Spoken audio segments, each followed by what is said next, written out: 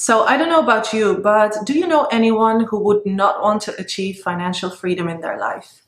I think, for me, financial freedom is one of the best things that ever happened to me. And what do I mean by being financially free? I do not mean that I'm a millionaire yet. But I mean that, number one, I work because I want to, and I have great joy and passion in my actual job. It is a passion and purposeful business, and I truly love my work, never feel like I have to work. Number two, if I don't want to work, I don't work. I can travel whenever I want, and I have a team that takes care of my business, and I make money when I don't work. So for me, this is pretty much what financial freedom looks like at this moment. And I've spoken in previous videos about redefining the concept of financial freedom, because we always think that it has to be about having some sort of mansion and billions of dollars in investments and stocks. But it doesn't really have to look like that, right? We can redefine what that financial freedom looks like for us, like for our individual situation.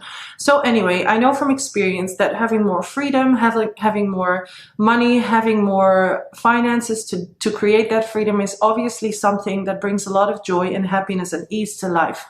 And in order to create that, we have to really let go of some of the lies that we have been told around what it means to be financially free and around money and finances. And this video will be especially helpful for people who are in the healing industry, who are yoga teachers, coaches, maybe even personal trainers, shamans, like people who make money raising the consciousness of the planet and doing good things for other humans. Because it seems that that group of people has the most issues with aligning their thoughts, feelings, and behaviors in order to create more financial wealth and abundance. Number one, let's start with the biggest lie that we have all been told and that we are telling ourselves, particularly in this industry, and that is money doesn't make you happy. This is a lie, and this lie is full of guilt. This lie creates a lot of guilt around having financial freedom and making maybe those 6 or 7 figures. So if you deep down believe that you're not supposed to want money, or that money is not supposed to make you happy, of course your point of attraction will be one of guilt, right? You want it on the one hand, but subconsciously you believe you're a bad person for wanting it.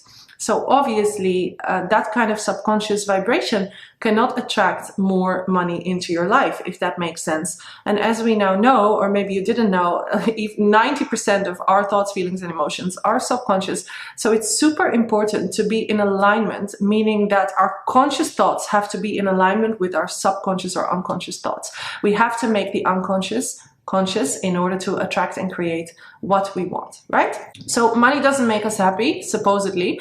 I think it's a lie. I think money makes you super happy. I think money gives you freedom. I think money allows you to do things you want, take care of yourself better, buy organic food, drive a car you want, travel, have all the experiences that you actually really need also in order to take care of yourself. Is money the only thing that makes happy? No. Is money in itself the thing that makes you happy? No. But it is what you can do with it, right? That creates a lot of happiness and freedom. And having been broke and lived in a car for several years, and now having this amazing, beautiful 6-figure profit brand, I surely feel more happy and more stable now than I did before. And I have no shame in saying that either. So if we want to attract more abundance, the first thing we need to do is to stop believing that we are guilty for wanting more money and feeling that money will make us happy or will add to our happiness. That's okay to feel. The second thing I wanted to touch upon is that sometimes people can have beliefs around they shouldn't want more than they need. It's kind of related to what I was just talking about, but recently I was talking to one of my clients, and she had difficulty manifesting X amount more every month. And when we kind of digged into why it wasn't happening, we found out that she felt like she was guilty for wanting more because she had spent a lot of time with kids in slums. And she felt like, there's people in this world who have nothing, so why should I want more than the absolute bare minimum? Now, obviously, that's a very noble thing to think. But at the same time, you are not supposed to dim your light and to want less just because other people are suffering, right? In fact, maybe if you had more, you could do things for these people if you wanted to. You could create foundations. You could travel to these countries and help. You could do a lot of things with the money that you would make, right? So this idea that so many people are suffering and therefore we shouldn't want more than we need is obviously also not really valid. The funny thing is, the moment that we demystified that and that we kind of got to the core belief and cleared it, within no time, she started attracting more money. Within no time, like the next day, things started happening. So again, she changed her belief system, and then the outside reality started reflecting that. The last thing I wanted to touch upon is the idea that if we make more money, we should give to charity. Now, obviously, it's amazing to give to charity. Obviously, it's amazing to do things for other people. But particularly in the healing industry and, you know, like I said, yoga teachers, coaches, all these type of people, it's like we feel guilty for receiving more. And then we say something like, oh, yes, if I would have this $1 million, $1 billion, I would do this, this, this, and this for the world. Now, this is completely not an aligned energy. First of all, if you want to do things for the world, you would do them. But not from a place of guilt, not from a place of wanting to be acknowledged as a good human being, not from a place of, oh, only if I do that, I deserve, right? Does that make sense? So obviously you're deserving, or you're receiving is a given fact. This is your birthright. You are supposed to be happy, healthy, abundant. This is how you're supposed to live life. And this is how everyone is supposed to live life.